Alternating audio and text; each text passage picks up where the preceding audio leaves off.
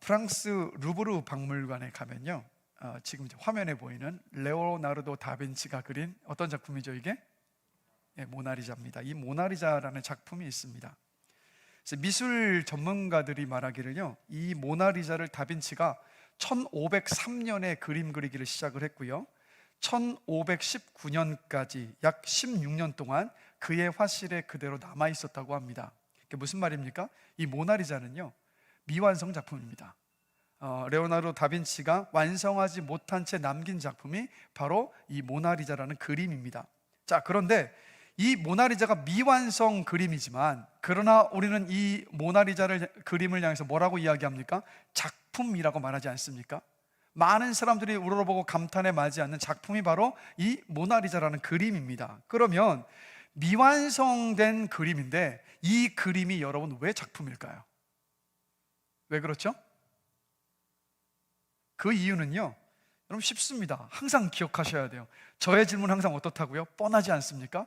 이 미완성 그림이지만 모나리자가 작품인 이유는 뭐냐면, 이 그림을 그린 사람이 레오나르도 다빈치이기 때문입니다.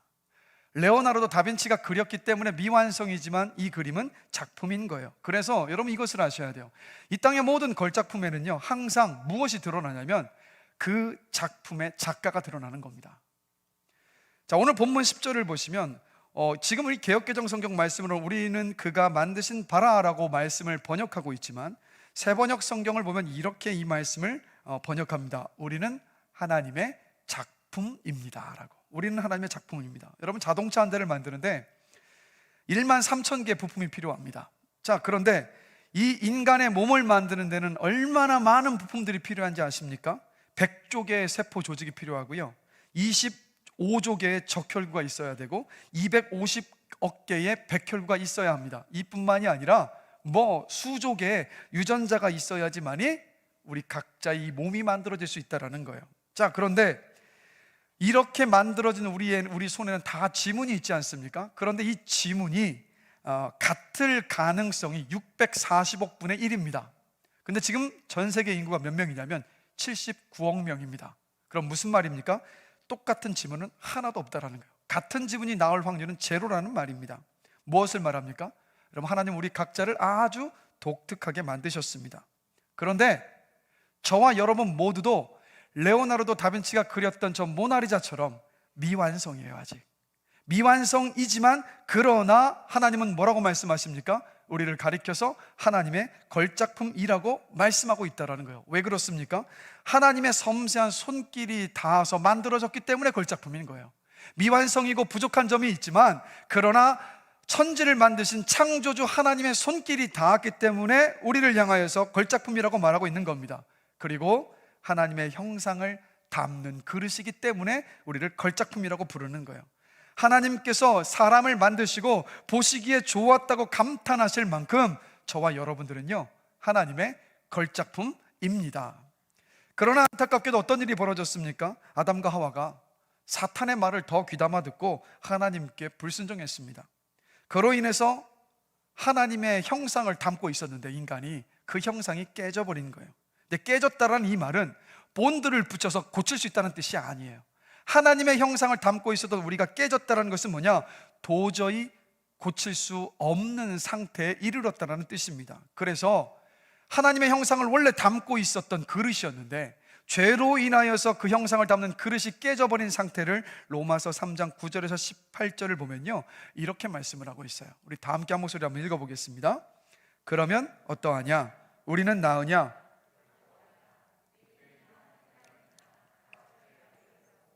우리가 이미 선언하였느니라. 기록된 바 의인은 없나니 하나도 없으며 깨닫는 자도 없고 하나님을 찾는 자도 없고 다 치우쳐 함께 무익하게 되고 선을 행하는 자는 없나니 하나도 없도다.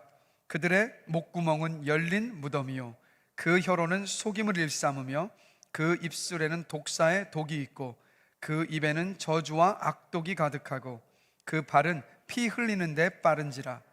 파멸과 고생이 그 길에 있어 평강의 길을 알지 못하였고 그들의 눈앞에 하나님을 두려워함이 없느니라 함과 같으니라. 아멘. 여러분, 이 말씀이 남의 일이 아니에요. 그렇죠. 굉장히 적나라하게 기록한 말씀이지만 이 로마서 3장 9절에서 18절까지의 이 모습은요, 다른 사람의 일이 아니라 바로 누구의 일입니까? 나의 일이에요. 우리의 모습입니다. 몽땅 우리 안에 있는 것들이에요. 그래서 여러분 이것을 기억하십시오. 죄 때문에 하나님의 형상이 다 깨져버렸습니다. 하나님의 형상이 깨지고 나자 인간에게 들어온 것이 뭐냐면 그게 바로 여러분 죽음이에요. 영적으로도 죽었습니다. 육신적으로도 죽었어요. 하나님을 따르는 것이 아니라 죽어 있기 때문에 하나님을 따를 수도 없고 세상의 유행과 가치관을 따랐습니다. 사탄의 종로를 타면서 살았습니다. 철저하게 자기중심적이고 이기적이어서 그냥 내 육체의 욕심만을 따라서 살았다라는 것. 그래서 모든 사람, 저와 여러분들이 구원받기 전에 처해 있었던 상황이 어떤 상황입니까? 하나님의 진노를 받을 수밖에 없었던 상황이었다라는 것. 지옥의 심판을 받을 수밖에 없었던 존재가 바로 저와 여러분들이었다라는 거예요. 이런 의미에서 우리 모두는 구원받기 전에 깨진 존재들이었습니다. 하나님의 형상을 담고 있었지만 죄 때문에 형상을 담았던 그릇이 깨어져 버렸던 존재, 그래서 죽을 수밖에 없던 존재가 바로 저와 여러분들이었다라는 사실입니다. 자, 그런데 여러분, 도자기를 만드는 도공 다들 아시죠? 지금 질문 하나 드릴게요. 인류 도공과 삼류 도공의 차이점이 뭔지 아십니까? 뭘까요, 여러분? 인류 도공과 삼류 도공의 차이점은 뭘까요? 이거는 조금 어려울 수 있습니다. 삼류 도공은요, 자기가 만든 도자기를 깨지를 못합니다. 그래서 삼류 도공이 파는 도자기는요, 모두 싸구려입니다. 그러나 인류 도공은요, 최상의 작품이 나올 때까지 수백 번이라도 다 깨요. 그래서 최고의 작품만을 빚어서 내기 때문에 인류 도공의 작품은 언제나 최고 중에 최고입니다. 그런데 여러분, 왜 제가 이 말씀을 드리냐? 우리 하나님 아버지는요, 도공 중에 도공이십니다. 죄로 인해서 저와 여러분들이 하나님의 형상을 담을 수 없는 그릇이 되어버렸습니다. 그런데 하나님은 어떻게 하시느냐? 죄로 인하여서 하나님의 형상을 담을 수 없었던 저와 여러분들이지만 이 그릇을요, 하나님의 형상을 담는 새로운 그릇으로 만드시는 도공 중에 도공이 바로 여러분, 우리가 믿는 하나님 아버지시라는 사실입니다. 그래서 하나님께서 하나님의 형상을 담는 새로운 그릇으로 저와 여러분들을 빚어 가시는 그 일이 뭐냐? 그게 바로 구원의 역사라는 거예요. 하나님의 구원의 역사가 우리를 다시 하나님의 형상을 담는 그릇으로 빚어 가시는 과정을 말한다라는 겁니다. 그래서 오늘 본문을 보시면 8절과 9절을 보시면 이 구원의 역사를 이렇게 말씀하고 있는 겁니다. 우리 8, 9절 말씀 함께 한 목소리로 읽어보겠습니다. 너희는 그 은혜에 의하여 믿음으로 말미암아 구원을 받았으니 이것은 너희에게서 난 것이 아니요 하나님의 선물이라 행위에서 난 것이 아니니 아멘. 자, 제가 말씀드렸죠. 사람은 하나님의 형상을 담을 수 없게 깨져버린 그릇입니다. 그런데 사람들이 어떤 노력을 합니까? 도공한테 가야 되는데 도공한테 가지 않고 내가 깨진 그릇인데 내 스스로 깨진 그릇을 제 스스로 수선해 보려고 한다는 거예요. 온갖 노력을 다하지 않습니까? 더 나은 내가 되기 위해서, 조금이라도 깨진 그릇을 붙여보기 위해서 온갖 노력들을 다해요. 세상에 많은 다른 종교들이 지금도 그 노력을 하고 있어요. 그런데 어떻습니까? 막 내가 노력해서 잘 되어가는 듯 보일 때도 있습니다. 깨진 곳을 내 노력과 열심으로 잘 붙여가는 것처럼 보이기도 해요. 그러나 이내 경험하는 건 뭡니까? 어느 순간 그렇게 열심히 붙였던 그 깨진 그릇 조각들이 와르르 무너지는 일들을 반복해서 경험하지 않습니까? 요한복음 3장을 보면 여러분이 잘 아신 니고데모가 등장합니다. 이 니고데모는요, 오늘날로 말하면 목회자들을 교육시키는 신학자와도 같았습니다. 바리새인 중에 바리새인이 바로 니고데모였습니다. 율법을 철저하게 지킨 사람이에요. 예배를 빠짐없이 드렸습니다. 신앙훈련 빠짐없이 다 받았습니다. 어떤 신앙의 어떤 모임과 훈련에는 단 한 번도 결석한 적이 없이 열심히 참여했던 사람이 니고데모입니다. 헌금 생활 말할 필요도 없어요. 단 한 번도 주님께 예물을 빠진 적이 없었던 사람이 니고데모입니다. 그러한 삶을 살아왔어요. 그런데 좀 되는 듯 싶었고 내가 이렇게 하면 구원을 받을 수 있다라고 생각을 했는데 어느 순간이 되면요, 이 니고데모가 와르르 무너져 버린 겁니다. 순식간에 처음으로 다시 한번 돌아가 버리기를 반복했던 거예요. 그러자 내 노력으로 될 수 없게 되니까 거기에 의심이 들고 의문이 사라지지를 않았던 겁니다. 그래서 니고데모가 어떻게 합니까? 자신의 율법학자로서의 자존심을 다 접었어요. 그리고 누구를 찾아갑니까? 예수님을 찾아갔습니다. 그것도 다른 사람에게 들키면 안 되니까 한밤중에 예수님을 찾아가서 내가 어떻게 하면 구원을 받을 수 있을 것인지 주님께 질문을 합니다. 니고데모의 그 고민과 의문과 노력을 훤히 다 알고 계셨던 예수님께서 요한복음 3장 3절에서 이렇게 말씀을 하세요. 다 함께 한 목소리 읽어보겠습니다. 진실로 진실로 내게 이르노니 사람이 거듭나지 아니하면 하나님의 나라를 볼 수 없느니라. 아멘. 예수님 이 말씀 무슨 뜻입니까? 이런 뜻이었어요. 니고데모야, 하나님의 형상을 담을 수 없는 깨진 그릇은 네가 수선한다고 해서 되는 게 아니야. 새롭게 다시 태어나야만 된단다. 새로 태어나는 것만이 유일한 방법이야 라고 말씀하시면서 사람이 거듭나지 아니하면 하나님의 나라를 볼 수 없다라고 주님께서 말씀을 하셨던 겁니다. 우리가 여러분 지난 시간에 에베소서 2장 1절부터 2장 1절부터 6절까지의 말씀을 살펴봤는데 에베소서 2장 1절에서 이렇게 말씀하고 있지 않습니까? 우리 모두는 허물과 죄로 죽어 있었습니다. 이게 무슨 말입니까? 허물과 죄로 죽어 있었다. 이건 무슨 뜻이냐면 사람은요 영적인 반응을 할 수 없는 존재였다라는 거예요. 죄로 인하여서 하나님의 영원하신 능력과 신성은요 모든 자연에 다 깃들여 있습니다. 그래서 여러분 요즘 보셨습니까? 이 교회 앞에 있는 벚꽃나무에 새로운 새싹이 돋아나고 있어요. 그리고 그 위편에는 개나리에서 노란 꽃이 피어오르고 있습니다. 철쭉도 산에 보면 철쭉에서 새로운 생명이 움터서 꽃을 피우고 있지 않습니까? 우리는 그 모습을 볼 때마다 감탄하지 않습니까? 우와, 하나님 이렇게 아름다우시구나. 죽어 있었던 것 같은 이 대지를 이렇게 봄이 되니까, 때가 되니까, 하나님의 때가 되니까 이렇게 꽃을 피우시고 생명을 움트게 하시는구나 하면서 우리는 감동하고 감탄하지 않습니까? 여러분 감탄하셔야 돼요. 자연의 변화를 보시면서 하나님을 감탄하는, 우리 정은 집사님 말씀 허벌나게 감탄하셔야 돼요. 허벌나게. 여러분 똑같습니다.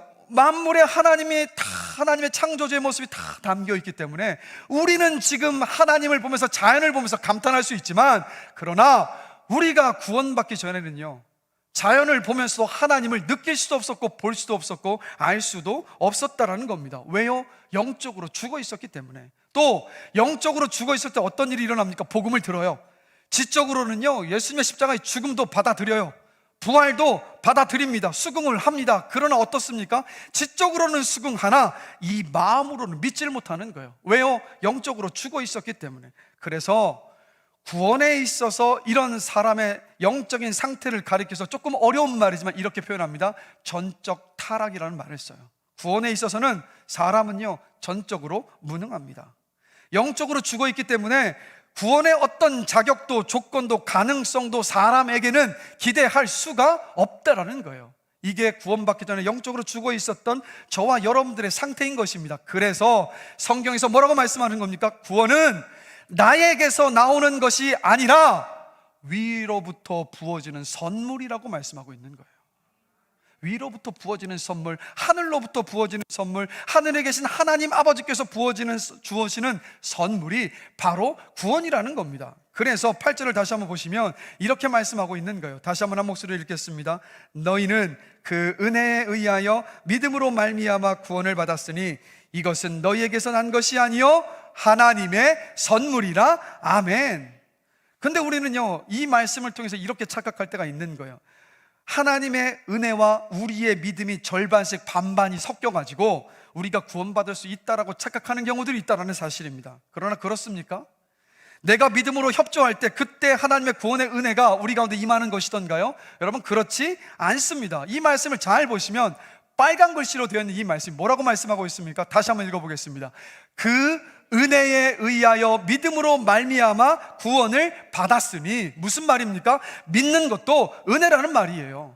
믿는 것도 은혜라는 것. 한번 스스로를 돌아보십시오. 예수님을 처음 영접하실 때 어떠셨어요? 내가 이제부터 믿겠다라고 결심하신 다음에 예수 믿으셨습니까? 그런 분들 단 한 분도 안 계시다고요. 저 이런 고백 많이 들었습니다.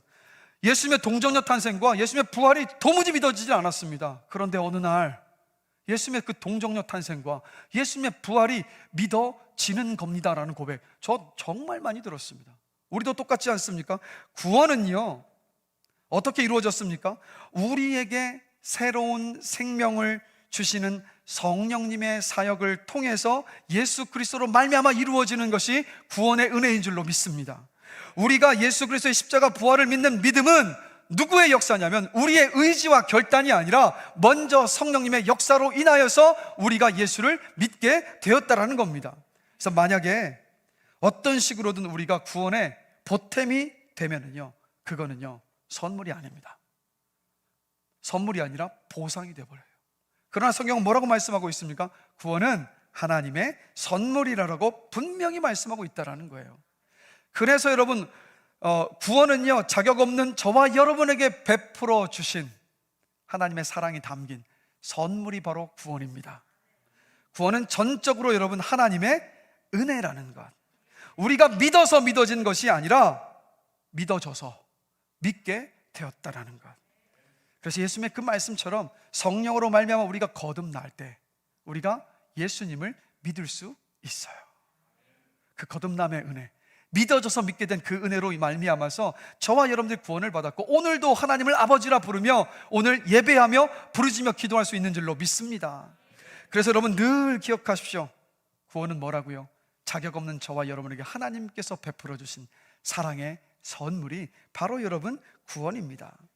그래서 우리의 행위와 상관이 없이 하나님께서 거저 주시는 은혜로 말미암아서 저와 여러분은 깨진 그릇이었는데 완전히 새로운 그릇이 된 거예요.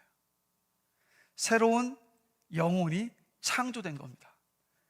이전에는 죄만 지으며 사는 존재이지 않았습니까? 그런데 이제는 어떻게 됐어요? 하나님의 말씀에 반응을 하지 않습니까? 하나님의 뜻이 무엇인가 관심을 기울이게 되지 않았습니까? 하나님의 말씀에 순종할 수 있는 의지와 결단을 갖게 된 것이 바로 저와 여러분들의 새로워진 심령이라는 거예요. 그래서 예수님이 하신 일이 우리의 막 깨진 그 심령들을 뭔가 고치신 게 아니라 어떻게 하셨냐면 예수의 생명을 우리 가운데 부어주심으로 말미암아서 전혀 새로운 영으로, 생명으로 저와 여러분들을 재창조하신 줄로 믿습니다. 그래서 고린도후서 5장 17절에서 이렇게 말씀하고 있는 거예요. 함께 한 목소리로 읽겠습니다. 그런즉 누구든지 그리스도 안에 있으면 새로운 피조물이라, 이전 것은 지나갔으니 보라 새 것이 되었도다. 아멘. 이게 주님께서 이루신 일입니다. 깨진 것을 보완하신 역사를 하신 것이 아니라 완전히 깨져서 다시 합쳐질 수가 없었던 저와 여러분들인데 완전히 새로운 존재, 새로운 그릇, 하나님의 형상을 담을 수 있는 그러한 새로운 그릇으로 만드신 분이 바로 여러분 예수 그리스도시라는 거예요. 그분의 사역은 바로 새로운 창조의 역사라는 겁니다. 그래서 얼마나 깨졌느냐, 얼마나 아픈 과거를 가졌느냐 상관이 없습니다. 누구든지 예수를 믿으면 예수 그리스도 안에서 새로운 피조물이라는 사실입니다. 여러분 기억하십시오. 하나님께서 여러분들을요 새로운 걸작품으로 빚으셨습니다. 하나님은 그런데 기억하셔야 할 것은 뭔지 아십니까? 하나님이 우리를 새로운 걸작품으로 빚으셨는데 태초의 아담과 하와보다도 더 영광스러운 걸작품으로 빚으셨다는 사실입니다. 왜 그렇습니까? 하나뿐인 아들의 생명을 주셨으니까요. 예수 그리스도를 믿어 구원받은 여러분 안에는 무엇이 있냐면 예수의 생명이 있습니다. 예수 생명이 있기 때문에 아담과 하와보다도 더 영광된 창조를 하나님께서 우리 안에서 이루셨다는 사실입니다. 그래서 예수 생명이 우리 안에 있기 때문에 하나님의 형상을 담을 수 있는 새로운 그릇으로 저와 여러분들이 빚어졌습니다. 그렇기 때문에 여러분 하나님의 걸작품인 거예요. 예수 생명이 있기 때문에 하나님의 걸작품인 것입니다. 그래서 늘 이것을 기억하시오. 이게 우리 그리스도인의 정체성입니다. 한번 따라서 한번 고백해 보겠습니다. 내 안에 예수 생명이 있습니다. 그래서 나는 하나님의 걸작품입니다.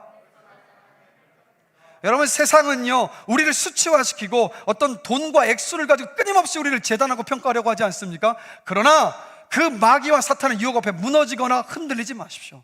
우리 자신을 평가하는 기준은 무엇이냐? 하나님이 나를 어떻게 바라보시냐? 어떻게 바라보신다고요? 예수 생명이 우리 안에 있기 때문에 우리는 하나님의 걸작품입니다. 저와 여러분의 인생의 가치는요 하나님이 나를 어떻게 바라보시냐, 그것으로 우리의 가치가 결정된다는 사실을 늘 기억하십시오. 여러분이 하나님의 걸작품이기 때문에 귀한 존재들입니다. 그래서 여러분 설교 서두에 제가 말씀을 드렸는데 걸작품에는요 뭐가 나타난다고 말씀드렸죠? 그 걸작품을 만든 작가가 드러난다고 말씀을 드렸잖아요. 그러면 어떤 작품이 걸작품인 이유는 뭐냐? 그 작품을 만든 작가 때문에 걸작품입니다. 우리가 하나님의 걸작품이라면, 그렇다면 우리의 삶 속에서 누가 나타나야 되겠습니까? 우리를 새롭게 만드신 분, 바로 하나님이 나타나야 돼요. 우리의 인생 속에서 하나님이 드러날 때야 비로소 우리는 하나님의 걸작품인 겁니다. 하나님의 걸작품다운 인생이 되려면 오늘 본문을 통해서 두 가지를 우리가 명심해야 돼요. 첫 번째는 뭐냐면 자랑을 경계하고요, 겸손으로 하나님을 높일 때, 그때 우리가 하나님의 걸작품입니다. 자, 9절 함께 보실까요? 한 목소리를 다시 한번 읽어보겠습니다. 행위에서 난 것이 아니니. 자, 여러분, 신앙생활을 오래 하면 할수록 빠지기 쉬운 함정이 뭘까요? 매너리즘? 유사하긴 하지만 다른 겁니다. 더 빠지기 쉬운 함정이 있어요. 신앙생활을 오래 하면 할수록 빠지기 쉬운 함정, 자랑입니다. 자랑. 자기 의의를 드러내는 자랑. 여러분 생각해 보시죠. 교회 처음 나와서 신앙생활하는 분들은요, 자랑할 게 없습니다. 그렇죠? 뭐 성경을 많이 한다고 자랑하겠습니까? 기도를 잘한다고 뭐 자랑을 하겠습니까? 자랑할 것이 아무것도 없어요. 그러나 하나님의 은혜로 신앙생활을 열심히 시작하지 않습니까? 우리 모두 그런 과정을 거쳐왔어요. 구원해 주신 은혜가 너무 크고 감사해서요, 막 열심히 기쁨으로 봉사하고 섬깁니다. 예배를 사모하고요, 말씀을 배워 알아가는 것에도 열심을 냅니다. 그런데 세월이 흐르면 흐를수록, 신앙생활의 연수가 쌓여가면 쌓여갈수록 뭐가 보이기 시작하면 내가 한 일들이 점점 보이기 시작하지 않습니까? 내가 한 봉사, 내가 전도한 영혼, 내가 하나님께 드렸던 헌금의 액수, 내가 힘써 지었었던 어떤 건물 등 내가 이룬 일들이 점점 보이기 시작을 하는 거예요. 그러면서 어떻게 됩니까? 다른 사람들이 나를 알아주지 않아서 섭섭한 마음이 우리 안에 생겨나지 않던가요? 자, 여러분, 신앙생활을 하면서 서운한 마음이 생겨나는 이유는 뭐냐면 다른 데 있지 않습니다. 자랑하고 싶은 마음 때문이라는 거예요. 내 의의를 드러내고 싶은 마음 때문에 서운한 생각들이 생겨난다는 겁니다. 그동안 내가 교회에서 수고한 게 얼만데 나를 왜 알아주지 않을까라는 이 섭섭하고 서운한 마음이 드는 순간이요, 이것을 아셔야 돼요. 더 이상 우리의 신앙은요, 잘할 수가 없습니다. 나를 드러내고 자랑하고 싶어하는 그 순간이요, 더 이상 우리는 하나님의 걸작품이 아니에요. 왜 그렇습니까? 걸작품은 그 작품을 만든 작가가 드러나야 되는데, 내가 자랑하고 내 의의를 나타내는 그 순간부터 하나님이 드러나는 게 아니라 내가 드러나기 때문에 더 이상 걸작품일 수가 없는 거예요. 그래서 한번 돌아봤으면 좋겠어요. 여러분, 우리가 여태까지 신앙생활 해오면서요, 우리가 자랑할 것이 있던가요, 여러분? 있습니까? 우리가 자랑할 만한 것이 있습니까? 제가 한번 생각해 봤어요. 말씀은 정말 새벽 기도를 한번 생각을 해봤어요. 여러분, 새벽 기도의 습관을 우리가 잘 들였다라고 생각을 할 때가 있지 않습니까? 그런데 새벽 기도는요, 다들 경험해 보셔서 알겠지만 며칠만 새벽 기도 나가지 않아도 새벽 기도의 습관은 어떻게 됩니까? 와르르 무너져 버려요. 여러분, 가만히 한번 돌아보시면 새벽에 일어나서 기도하고자 하는 마음을 갖게 하신 분 누구십니까? 우리 안에 계신 성령님이시잖아요. 새벽에 알람을 듣고 일어나는 의지를 주시는 분 누구십니까? 성령님이시잖아요. 한번 돌아보세요. 알람은 들리지만, 깨었지만 알람을 끄고 자는 일들이 얼마나 많습니까? 설사 깨어났다 할지라도 오늘은 비가 와서, 오늘은 눈이 와서, 오늘은 컨디션이 좋지 않으니까 그냥 집에서 기도해야겠다 하면서 기도는 안 하고 다른 일을 할 때가 많지 않습니까? 즉, 알람 소리를 듣고 깨어나서 교회로 발걸음을 옮기게 하는 분 누가 하시는 겁니까? 성령께서 하시는 일이라는 거예요. 새벽 기도의 자리를 지키는 것, 내가 자랑할 것 하나도 없습니다. 누가 일하셨다고요? 성령의 역사입니다. 다른 말로 하나님의 은혜라는 거예요. 또 이런 경우는 어떻습니까? 시험과 환난할 때 하나님께 부르짖으며 기도하는 것은 또 어떻습니까? 제가 가만히 보면요, 시험과 환난이 닥쳐왔다고 모든 성도들이 다 기도하는 것 아니더라고요. 기도하는 성도가 있고 기도하지 않는 성도가 있습니다. 기도하지 않는 성도들은 기도할 상황이 아니라고, 내 마음이 기도할 마음이 아니고 그럴 힘이 없다라고 기도하지 않는 모습도 많이 봤습니다. 그런데 누군가는 기도를 해요. 더 하나님 아버지 앞에 나아가서 하나님 밖에는 없다라고 고백하면서 부르짖으며 밤이나 낮이나 주 앞에 기도하는 모습을 봅니다. 그 마음 갖게 하신 분 누구십니까? 우리 안에 계신 성령님의 일하심이잖아요. 또 기도의 응답은 어떻습니까? 우리는 내가 열심히 기도하면, 내가 뜨겁게 기도하면 하나님께서 들어주신다라고 착각할 때가 참 많은데, 기도의 응답은 누구에게 달려 있습니까? 우리의 열심에 달려 있습니까? 우리의 기도를 들으시고 응답하시는 하나님께 달려 있습니까? 하나님께 달려있단 말이에요. 하나님께서 응답하셨으니까 응답하신 거지, 내가 열심히 기도했다고 하나님께서 응답하신 것이 아닙니다. 그렇기 때문에 기도의 모든 응답, 하나님의 은혜라는 거. 또 봉사는 여러분 어떻습니까? 교회에서 섬기고 하는 봉사들이요, 우리가 가장 기쁘게 봉사할 때는 언제였습니까? 하나님의 은혜가 너무 크고 감사했어요, 그때. 그런데 그러니까 뭐예요? 은혜의 힘으로 봉사할 수 있었던 거예요. 근데 그 은혜가 식어버리면 어떻게 됩니까? 봉사가 기쁨이 더 이상 아니잖아요. 짐이 돼버리잖아요. 불평이 나오잖아요. 섭섭이 마귀가 틈타서 서운해지기 시작하지 않습니까? 그러다 보니까 잘 생각해보면 우리가 섬기고 봉사하는 것도 하나님의 은혜입니다. 말씀을 듣고 읽고 묵상하는 것은 또 어떻습니까? 여러분, 말씀을 듣고 읽고 묵상하는 것은요, 기도만큼이나 우리가 평생 동안 영적인 습관으로 만들어야 되는 것인 줄로 저는 믿습니다. 그런데 여러분, 이 말씀을 읽고 듣고 묵상하는 것도 새벽 기도처럼요, 며칠만 멈춰도요, 쌓아놨던 습관 어떻습니까? 와르르 무너져 버리잖아요. 또 여러분, 말씀이 꿀보다 달게 느껴지고 어떤 재미있는 드라마나 소설보다도 재미있었던 그런 경험들 다들 있으시죠? 없으십니까? 이런 경험들이 있으셔야 되는데 우리 그런 경험들이 있잖아요. 그런데 여러분 생각해 보십시오. 레위기, 민수기가 어떻게 재미있을 수 있습니까? 네, 성령 충만할 때 재미있어지는 거예요. 여러분, 그리고 이사야, 예레미야 같은 선지서들 한번 보십시오. 어떻게 선지서가 재밌을 수 있습니까?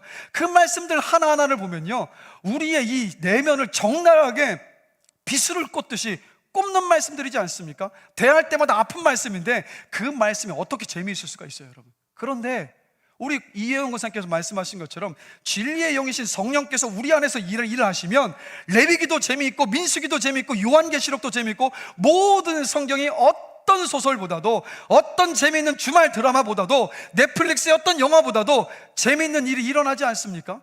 바로 하나님의 은혜라는 겁니다. 그런가 하면 성경이 막 몇천 년 전에 쓰여진 나와는 전혀 상관이 없는 말씀이 아니라 오늘 나에게 하시는 하나님의 살아있는 말씀으로 받아들인 그 역사, 누구의 은혜입니까? 성령께서 우리 안에서 역사하셨기 때문에 우리가 그 은혜 속에서 살아갈 수 있는 것 아니었습니까? 하나님의 은혜라는 거예요. 여러분, 또 예배는 어떻습니까?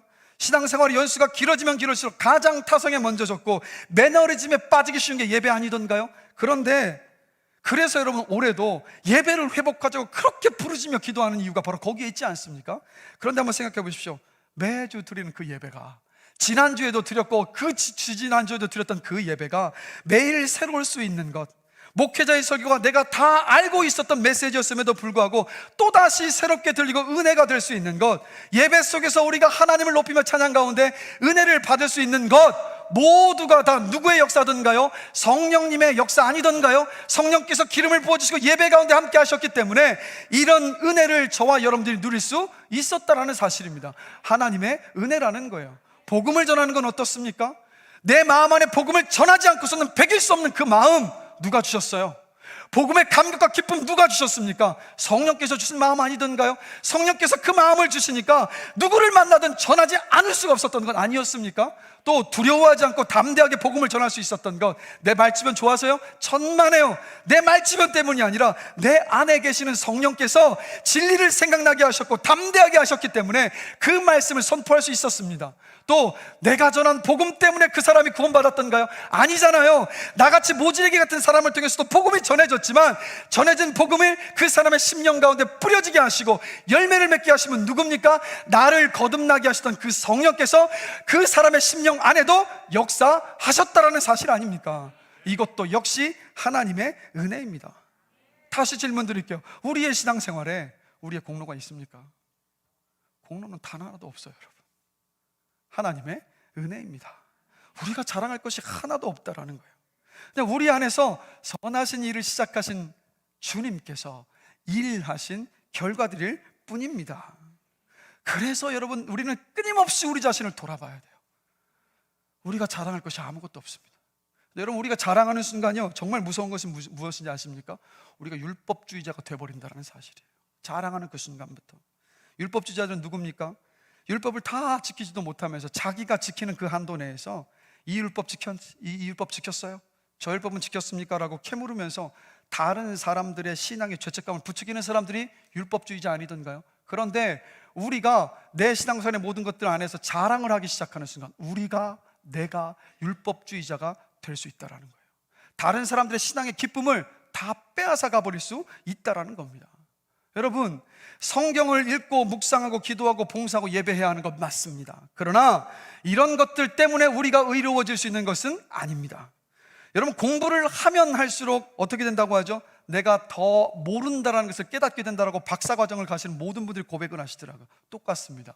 율법은 지키면 지킬수록 뭘 깨닫게 하는 것이냐면, 나에게 오직 예수 그리스도만이 필요하구나, 그것을 깨닫게 하는 것이 바로 여러분 율법이라는 것. 그래서 갈라디아서 2장 16절을 보면 이렇게 말씀하고 있는 거예요. 다 함께 한 목소리로 한번 읽어보겠습니다. 사람이 의롭게 되는 것은 율법의 행위로 말미암음이 아니요 오직 예수 그리스도를 믿음으로 말미암는 줄 알므로 우리도 그리스도 예수를 믿나니 이는 우리가 율법의 행위로서가 아니고 그리스도를 믿음으로써 의롭다 함을 얻으려 함이라. 율법의 행위로서는 의롭다 함을 얻을 육체가 없느니라. 아멘. 예수 그리스도를 영접하면 우리가 율법을 다 지키지 못한다 할지라도 예수님께서 다 이루신 그것과 동일한 효력이 우리 가운데 일어나는 줄로 믿습니다. 그래서 로마서 10장 4절을 보면 이렇게 말씀하고 있는 거예요. 한 목소리로 읽겠습니다. 그리스도는 모든 믿는 자에게 의를 이루기 위하여 율법의 마침이 되시니라. 할렐루야. 이게 주님께서 하신 일이라는 거예요. 율법의 마침이 되시는 분, 그분을 영접함으로 말미암아서 우리는 다 지킬 수 없던 율법을 예수를 믿는 믿음 안에서 다 이루어진다는 것. 그래서 우리를 의롭다 하시는 구원의 역사가 우리 가운데 여러분 일어났다라는 사실입니다. 그래서 우리에게는 율법의 완성이시고 율법의 마침이신 예수 그리스도 한 분으로 충분합니다. 우리가 말씀을 읽고 묵상하고 기도하고 봉사하고 섬기고 예배 드리는 것은 구원받기 위해서 하는 것이 아니라는 것. 왜 합니까? 자랑하기 위해서 하는 것도 아니에요. 구원하여 주신 그 은혜가 감사해서. 그래서 우리는 말씀을 읽고 기도하고 섬기고 봉사하고 예배합니다. 그러하기 때문에 우리가 자랑해야 될 것은 무엇일까요? 오직 예수 그리스도뿐입니다. 우리는 예수만 자랑해야 하는 줄로 믿습니다. 내가 산을 옮길 만한 믿음을 가지고 대단한 일을 했다 할지라도 우리는 오직 예수만 자랑해야 돼요. 바울처럼 나된 것은 다 하나님의 은혜로라고 예수님만 자랑할 때, 그때 우리는 하나님의 걸작품인 겁니다. 내 삶을 통해서 예수만 드러나기 때문에. 그래서 제가 간절히 기도하는 것은 뭐냐면, 우리 모두 겸손함으로요, 주님만 자랑하고 높이고 주님만 드러나고 주님을 높이는 걸작품 인생이 되시기를 주님의 이름으로 축복합니다. 우리 옆 사람 보시면서 한번 고백합시다. 예수만 자랑합시다. 예수만이 나의 자랑입니다. 걸작품 인생이 되십시오. 여러분, 예수만 자랑할 때 걸작품 인생이 됩니다. 두 번째로, 우리가 선을 행할 때 걸작품 인생이 되는 거예요. 자, 9절을 다시 한번 보시면 이렇게 말씀하고 있죠. 함께 다시 한번 읽어보겠습니다. 행위에서 난 것이 아니니. 자, 여기에서도 행위가 나왔는데 10절에 가보면 또다시 행위가 나와요. 다시 한번 한 목소리로 같이 읽어보겠습니다. 우리는 그가 만드신 바라 그리스도 예수 안에서 선한 일을 위하여 지으심을 받은 자니 이 일은 하나님이 전에 예비하사 우리로 그 가운데서 행하게 하려 하심이니라. 아멘. 자, 9절을 보면 9절의 말씀 속에서는 구원이 우리의 행위와는 전혀 관련이 없다라고 말씀하고 있어요. 그렇죠? 그런데 10절에 가서는 선한 일을 하도록 하기 위해서 우리를 구원하셨다라고 말씀하고 있습니다. 사람은요, 제가 설교 초반에 말씀드렸지만 전적으로 타락했기 때문에 구원에 관한 모든 것 전적으로 불능 상태에 빠져 있었습니다. 그렇기 때문에 하나님의 일방적인 사랑과 은혜로 먼저 우리에게 찾아오셨어요. 우리를 택해 주셨습니다. 우리에게 먼저 손 내밀어 주셨습니다. 우리를 죄에서 건져 주셨습니다. 그리고 우리를 자녀 삼아 주셨습니다. 하나님의 그 일방적인 선택과 사랑으로 우리 모두 구원을 얻은 거예요. 이것을 우리를 의롭다 칭하여 주신다라고 해서 칭의 구원이라고 말을 합니다. 자, 그런데 우리는 어떤 착각을 하냐면 우리를 의롭다 하여 주셨던 그 칭의 구원이 구원의 전부라고 생각할 때가 많아요. 그런 그리스도인들이 많습니다. 그런데 성경을 보면 이렇게 칭의 구원을 받는 것은요, 뭘로 비유하고 있냐면 다시 태어나는 출생으로 비유하고 있다는 사실이에요. 거듭남으로 비유하고 있다는 거예요. 그래서 여러분, 우리가 예수를 믿고 구원받아서 새로운 생명으로 태어났을 때 우리는 어른으로 태어나는 것이 아닙니다. 영적인 아기로 태어나요. 영적인 아기의 상태에 머물러 있어야 되는 것이 아니라 영적으로 점점 자라나서 어디에까지 이뤄야 됩니까? 영적인 어른의 위치에까지 자라나야 한다는 거예요. 그래서 믿음이 이렇게 점점 자라나서 더 많은 일을 하고 더 많은 것들을 누리고 경험할 수 있어야 된다는 겁니다. 그래서 바울이 뭐라고 얘기하냐면 두렵고 떨림으로 너희의 구원을 이루라 라고 말씀하고 있는 거예요. 예수님을 영접하고 구원받은 그날로 끝이 아닙니다. 구원은요, 그날부터 시작됐다라는 거예요. 그러면서 믿음이 점점 자라나는 겁니다. 믿음이 자라서 오늘 본문의 10절에서 말씀하는 것처럼 믿음이 자라나서 어떻게 됩니까? 선한 일을 행하게 되는 거예요. 그래서 선한 일을 행하면서 우리가 누구를 닮아가는 겁니까?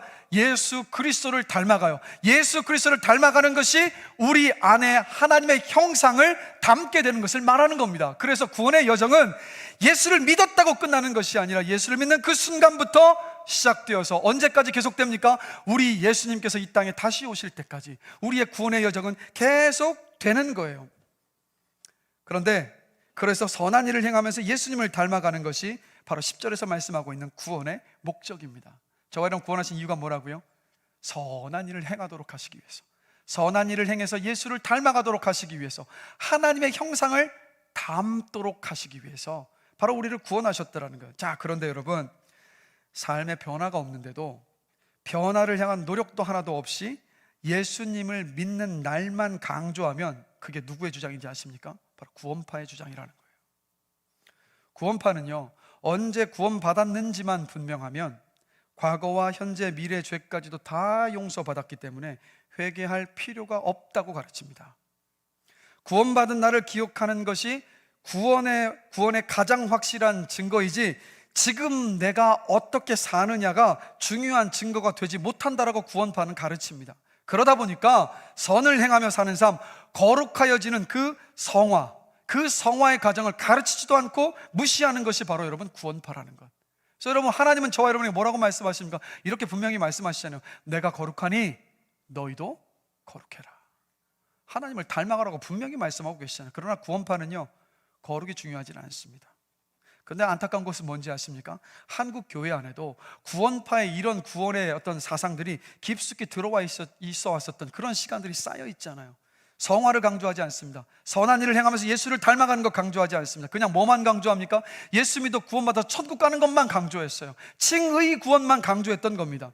그러다 보니까, 성화가 빠지다 보니까 뭐가 사라져버렸습니까? 주님 뜻대로 살아가는 선한 삶이 그리스도인 가운데 사라져버린 거예요. 그래서 어떤 이야기를 많이 들었습니까? 믿는 사람이나 믿지 않는 사람들이나 똑같다, 아니면 더 심한 경우는 믿는 사람들이 더하다라는 이야기가 바로 여기에서 나오게 됐다는 거죠. 여러분 기억하십시오. 우리가 예수 그리스도를 믿어서 은혜로 구원받았다면 우리의 삶 가운데 선한 삶의 모습이 나타나야만 합니다. 왜요? 우리 안에 예수 생명이 있으니까. 생명의 특징은 자라나는 거니까. 그래서 예수님을 닮아가는 그 성화의 구원이 우리의 삶 가운데서 매일매일 조금씩이라도요 이루어져 가야만 합니다. 그렇다면 칭의는 하나님이 주시고 성화는 우리가 하는 것이냐? 그렇지 않습니다. 자, 오늘 10절을 보시면요 이렇게 말씀하고 있어요. 우리 10절 말씀 다시 한번 한 목소리 한번 읽어보겠습니다. 우리는 그가 만드신 바라 그리스도 예수 안에서 선한 일을 위하여 지으심을 받은 자니 이 일은 하나님이 전에 예비하사 우리로 그 가운데서 행하게 하려 하심이니라. 아멘. 뭐라고 말씀합니까? 선한 일을 위해서 우리가 지으심을 받았는데 하나님이 이전에 예비해 두셔서 우리로 그 가운데서 행하게 하려 하셨다라고 분명히 말씀하고 있잖아요. 뭡니까? 칭의 구원만 하나님의 역사가 아니라 우리가 주님을 닮아가는 성화의 구원의 그 모든 것도 누가 하신다고요? 하나님께서 하신다라는 사실입니다. 성화의 과정도 우리 안에서 힘주시고 능력 주시는 하나님께서 우리를 통해서 이루어 가시는 일인 것입니다. 그래서 늘 기억하십시오. 우리 안에 예수의 생명이 있고 하나님의 능력과 역사가 예수의 생명을 통해서 우리 안에서 지금도 일하고 있다라는 사실입니다. 그런데 주변에 다른 사람들 보면 저 사람이 좀 더 빨리 가는 것처럼 보이는데 그것 때문에 실망하지 마시라고요. 왜요? 우리 하나님은요, 우리 각자의 신앙과 수준과 상황에 맞게 한 명 한 명들을 그냥 그 스텝에 맞게 한 걸음 한 걸음 우리를 주님을 닮은 모습으로 지금도 빚어가고 계시기 때문입니다.